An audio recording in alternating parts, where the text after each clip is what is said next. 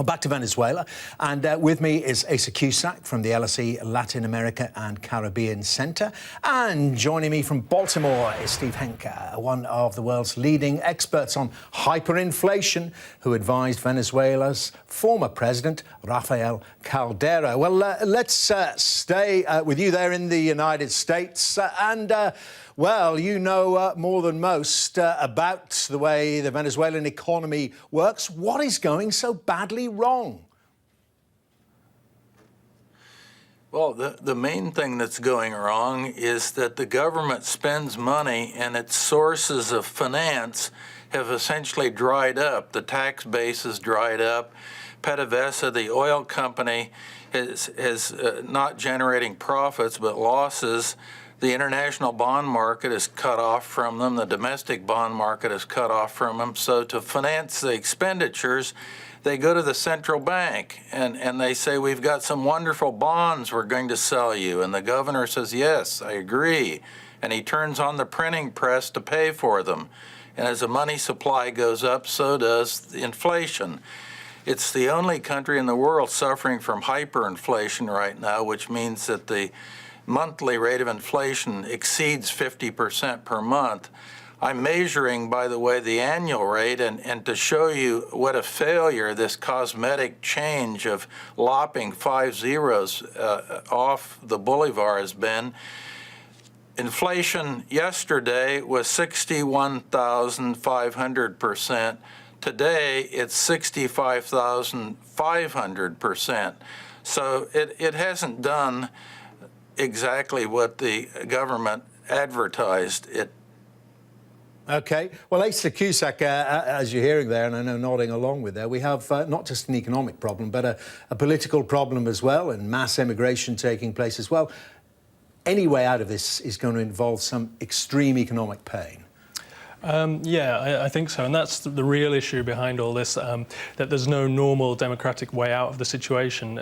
With the democratic channels blocked by Maduro in various different ways, there's no particular way to change this economic policy, and Maduro has been quite incompetent in this sense ever since he came into power. It was just the reduction in oil prices around 2014 that revealed all of these long-standing problems. And as Steve is suggesting, if those aren't addressed, then these reforms won't make any difference. And do you think there has to be political change then to address some of the reforms that are needed?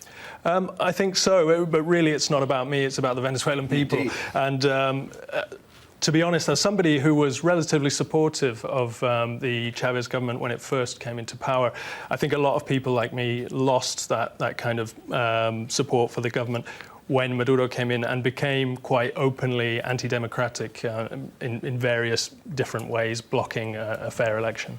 And Professor Hanke, just explain to people how one of the most oil-rich nations in the world, bigger reserves than Saudi Arabia, well, you know, Saudi Arabia's coping with the fall in the oil price. How has it gone so badly wrong, even with a lower oil price? Well, with the lower oil price is kind of a distraction because the oil went way down, now it's come back up, and it's at a reasonable level right now. The main thing is that the state-owned oil company, PDVSA, actually has reduced the output of oil. The output has gone way down. It's now at 1947 levels. So it's an incredible collapse of literally the machinery of the country. The big thing that produces foreign exchange is PDVSA. Over 90% of the foreign exchange coming into the country comes from that oil company. Now, to give you an idea about this oil company, I've analyzed it in some detail, and I dubbed it the worst state-owned oil company in the world. In fact, it's the worst oil company in the world. It takes Exxon about 8 years to extract what I call the average barrel of oil from the reserves that Exxon has, and that's typical of the private major oil companies. It takes PDVSA 193 years to extract the average barrel of oil. Now, if you apply any kind of discount rate to that barrel of oil after 193 years, it means the oil is worth nothing. So the reserves are exploited in such a way that they're essentially worth nothing. So you say, oh, they're the biggest oil reserves in the world. Yeah, they might be, but they're not worth anything if PDVSA is exploiting them. That's fascinating. In terms of a way out, Asa Cusack, I mean, is there likely to be a lifeline offered from the IMF, the United States, or perhaps a Latin American neighbour? And if it were, would it be accepted by the Maduro administration?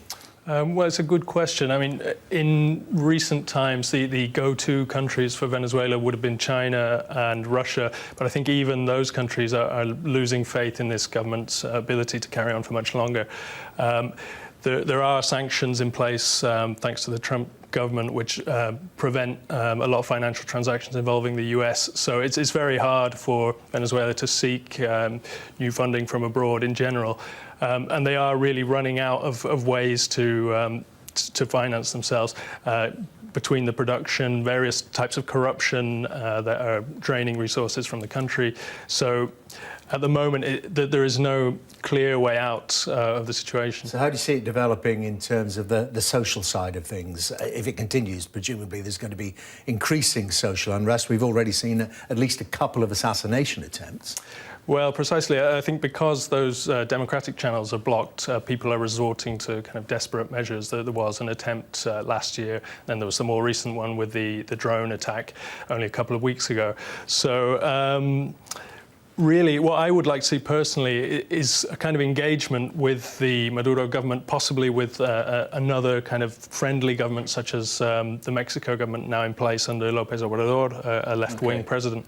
And that would hopefully provide some way for Maduro to exit and without a threat of persecution. Just very quickly, let me see if Professor Hanke agrees with that. Do you think that perhaps is a partial roadmap for a solution? Well, we are never going to hear the thoughts of Professor Hanke on Asa Cusack's prescription there for perhaps some relief for the Venezuelan economy. Thank you very much indeed, and our belated thanks. Maybe we'll get them relayed to him, to Professor Hanke there as well. Thank you.